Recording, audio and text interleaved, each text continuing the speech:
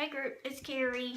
This is kind of weird, and I promise when it comes time to do the actual teaching presentation, I will have dried my hair and not have my pajamas on, or have a painting dog in the background. So, I figure the easiest way to do this is just kind of go through how the teaching presentation will be graded, because really that's what we're all about here.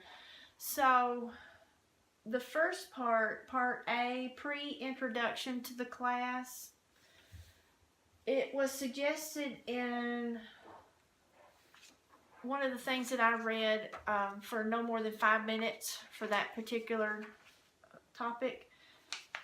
And it's where I will explain the teaching method that we've chosen, explain how our topic is appropriate for that method, describe the developmental age of the audience, describe the audience, the kids, the objectives, the setting, the timing, and I'll just use our textbook as reference for that, and talking about for adolescents the use of technology, role play, those kinds of things help learning to occur.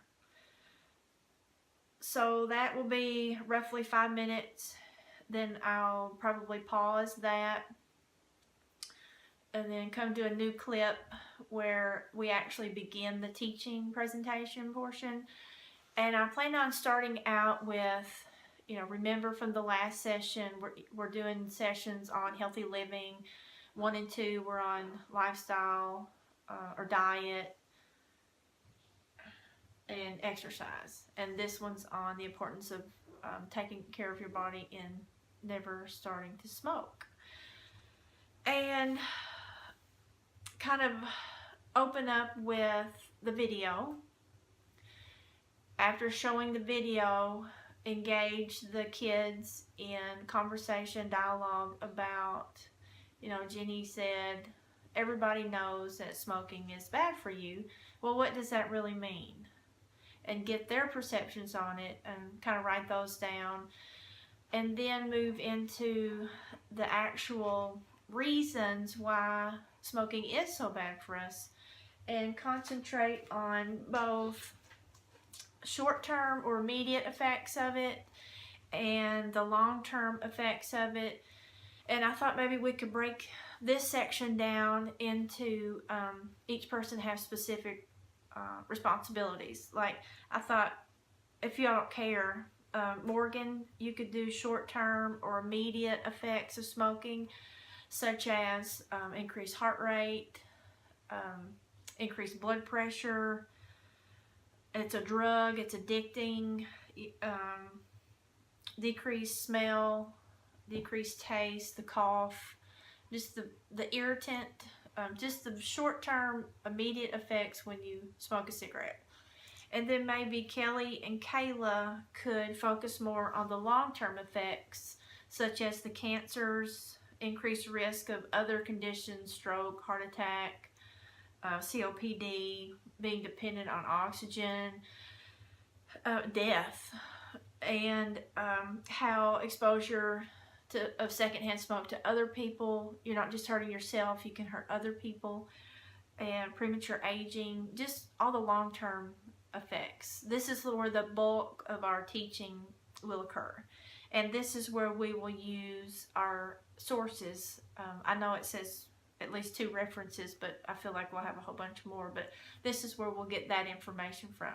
And then I would like to do some interesting and eye-opening statistics for the kids, just some facts and data. Kids that start smoking now are more likely to be long-term smokers. Smoking's the leading preventable cause of death in the United States. Just some, interesting facts like that. So, then after we do that, we'll try to do the role play, and where I have the kids that I have here, I'll have 2 of them be the bad influences and 1 of them be the good kid, and have the bad kids try to convince the good kid that he needs to smoke. and see if he can regurgitate why he does not need to smoke. And then to me that is evidence that he understood what we were trying to teach. And then the same quiz that we offered or gave them last session, we'll give them again to see if they improve their scores.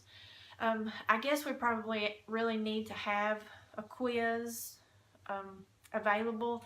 So since Kelly's doing evaluation methods, maybe just have a 10-item multiple choice, fill in the blank, true or false, just some sort of assessment tool that we can give the kids so that we really know, did they get what we were saying. Then that would be pretty much it to the presentation. So just let me know what you all think, and I'm ready to get it done. So is Jackson.